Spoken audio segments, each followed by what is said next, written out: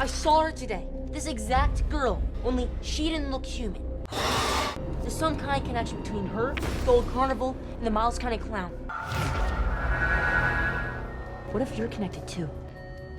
So recently I've heard a lot of people saying they think Sienna and Art the Clown are related. That Art used to be Sienna's dad, but little by little he lost his mind, and somehow Art the Clown took over his body, and that's why they have a connection. I mean, I know I compared Sienna's dad to Obi-Wan Kenobi in the last video, but come on. The idea that Sienna and Art have this Vader and Luke relationship just seems a little bit too obvious, doesn't it? I'm actually way more curious about a character that people haven't really seemed to talk that much about online, and that would be the little pale-faced girl.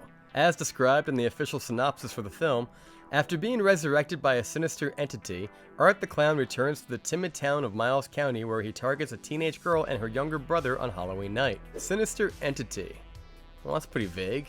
Let's dig deep, shall we? In Terrifier 1, Art the Clown meets his end when he turns the gun on himself and tries to take the coward's way out to avoid jail time. Only that doesn't work, and it's not because there's no bullets. No more bullets.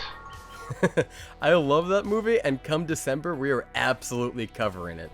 I certainly, much like a lot of people, love me some Garbage Day. So they bring him into the morgue at the end of the first movie, and we get our first unofficial encounter with the little pale girl. We just don't know it yet. The lights start flickering violently, the radio seems to turn on and off, the phone starts ringing.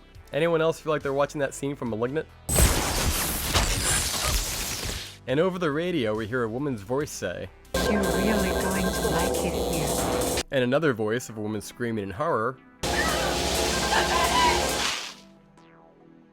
I think what we're hearing in this scene is the little pale girl, and potentially one of the victims that were kidnapped and impregnated, as seen in Art's breakout role, the short film, The Ninth Circle. And while we don't see the pale-faced girl in The Ninth Circle, we do know that she has the capacity to transform into anything she likes, and sound like anyone she chooses. I'm at the old carnival. Eric and Sean left me here. I'm all alone. Yeah, if she wasn't from hell, I would totally think she's a Terminator. First the parents are dead. Also, if you look at the beginning of Terrifier 2, you'll notice the use of a wind machine in the background, implying that something has come through the other side to resurrect Art in a big bad way, without actually showing it. And honestly, I'm kinda glad that they don't. Less is always more. Leon has been smart up until this point not to ever lean into special effects, opting for practical effects at every turn, letting us use our imagination and assume the worst, rather than looking like a film that was dropped straight from the Sci-Fi Channel. The first time we see the little pale girl physically is in the laundromat scene. Once again, she's able to screw around with electricity, effectively turning off the washers and dryers.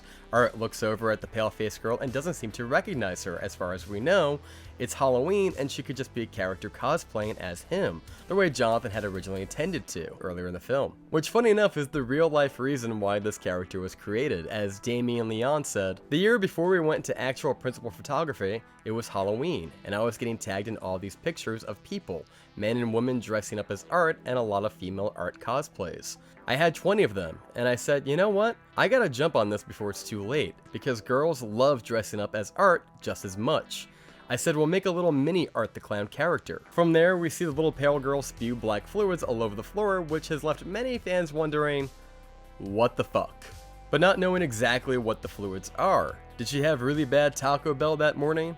Is she going through some undead puberty? You know what, the more I think about it, the more I really don't want to think about it. The reason it's included in the film, though, I think it's to let Art know that she isn't human, but something far more sinister. She fixes his broken nose and readjusts his misaligned eye, showing that she has similar skills to Art, but a little bit different. I'm also pretty sure that she cleans him up in all the ways that a washing machine can't. His makeup is now pristine despite not having any fresh makeup with him, his eye is fixed, the back of his hood no longer has a hole in it, and while we never really get a perfect shot, it appears that the hole in the back of his head has now been repaired as well. I suppose you could argue that maybe he has some spare makeup and stuff in that giant Santa Claus-like magical bag that he carries with him, that black trash bag, but you have to wonder, if that's the case, then why even bother going to the laundromat in the first place? From there, Art and the pale girl go on a series of misadventures, scaring the shit out of people, or just downright killing them. When asked about the character Art the Clown himself, David Howard Thornton said, I think the Pale Girl character is this new way of evolving the character further because he has a guide this time around. Someone that's actually telling him what to do and where to go, but also giving him the freedom to have fun with it too. There's definitely a dynamic there that we haven't fully explained yet. We're inferring a lot of things in this film, and I think we'll further flesh out the Pale Girl character, whatever that is, in future films. But I liked having something else for him to play off of other than just victims. That was fun. The next time we see the Pale Girl is when her and Art are back in the workshop creating makeshift weapons. The funny thing about this scene is that this scene is actually the opening scene of the first Terrifier, but this time with noticeable differences. The biggest being that the Paleface Girl is now there, and also the color scheme is a little bit different. Victoria has been giving a noticeable upgrade to her teeth, and overall it just looks a lot cleaner than the original version. This scene is definitely important to the overall lore that is Terrifier. Now, what that reason is explicitly is yet to be seen. If you'd like to see my full side-by-side 90-second comparison, I can't show it here. It was blocked in like 95% of all territories. I think the one that they allowed it in was like Brazil. And I'm like, that's random. But if you were to go check out my Instagram or my TikTok, you might find what you're looking for. Don't take it down there, please. And while I'm shamelessly plugging my social media accounts, I might as well take a moment to thank the 1,000+ people who joined this, subscribed to this channel in the month of October. Over 1,000! You know, a lot of Halloween Ends fans and a lot of Terrifier 2 fans, and it's been incredibly humbling hearing you guys talk about your theories, talking about Art the Clown, and it's really opened my eyes to seeing things in a very different way as far as this channel as a whole. And to be honest, my channel's always had a slight slant, a heavy slant, towards horror and psychological thrillers. It's always been kind of my favorite. I've dabbled in other stuff too, but I've always preferred talking about that, and those videos have always done, I think, better in my opinion because there's always more passion behind it. And since then, I've become more niche and just fully leaning into it.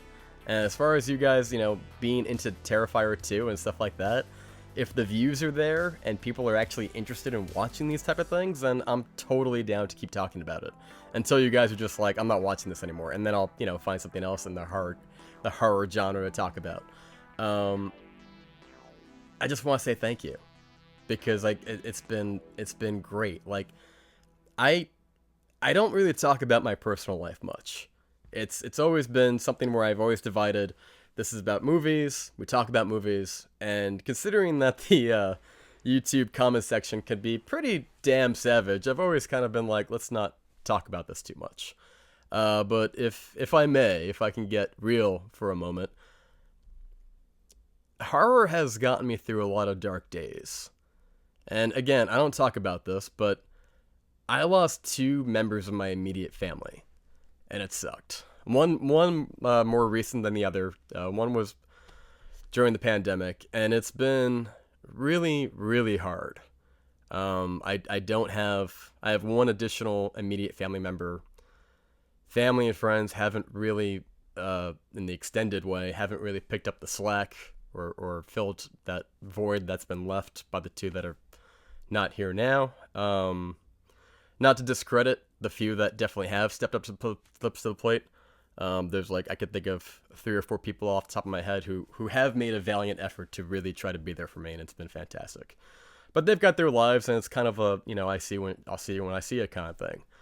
But talking to you guys, watching these horror movies, which I find very therapeutic, very cathartic, has, like I said, really gotten me through some really dark times, and I'm just gonna keep doing it. I'm gonna keep talking about horror movies. I'm gonna keep talking to you guys down in the comments. It feels like home in a lot of ways, or if nothing else, it's been probably just the best. And I just sorry, I don't mean to get all sappy on you guys, but I can't tell you how much it's meant to me, just kind of taking this into a different direction and finding different people, and you guys have been so damn kind. Not all of you, I mean, some of you are you know how YouTube can be, but some of you have just been so damn kind, and I can't thank you enough. So we're gonna keep that horror train going. We're gonna keep that going. I love it. And if you want to jump on the bandwagon and come talk horror with us, then by all means, I guess it's a good time to transition to a lighter joke and just kind of, do this little bit that I do. If you'd like to, if you could, be sure to like and subscribe, give the video a thumbs up, or, YouTube algorithm will take this video and lock it behind a door and toss it over its shoulder like yesterday's severed head. Yeah, they're not all gems. I'm working on it. But again, thank you. I can't say it enough, and, I'm always a little hesitant to get into it because I've seen other people kind of open up more about who they are, and, sometimes it comes across a little, Diane Sawyer or a little disingenuous, and I really don't want to be that type of content creator, I guess I'm saying. But it has, if I could just take a moment to say thank you, because it has really made a giant difference in my life. It's gotten me through some really hard days, and I think some people have this misconception in thinking that people that are obsessed with horror movies must be a little crazy. Like, why are they so obsessed with Hannibal Lecter? Are they a little nuts? And I think what they don't see, what they don't really seem to understand, is that horror is very cathartic, because we're not cheering for Hannibal Lecter or Michael Myers or Art the Clown to do very brutal things. Yeah, they're cool characters. The character designs are really rad, and they're really cool. They make for a good t-shirt, and they're really creative. Great. But I think, at least for my experience, what really resonates with me is the survival element of it. Because,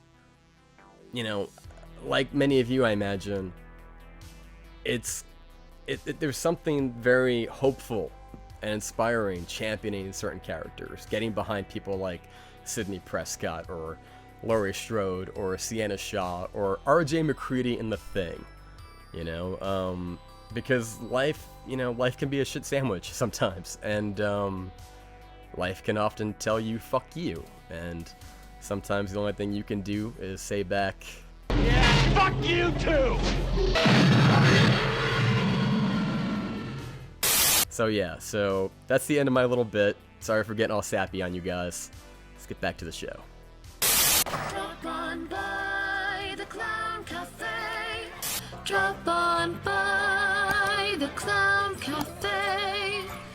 The grub is downright gruesome, but your appetites obey, 'cause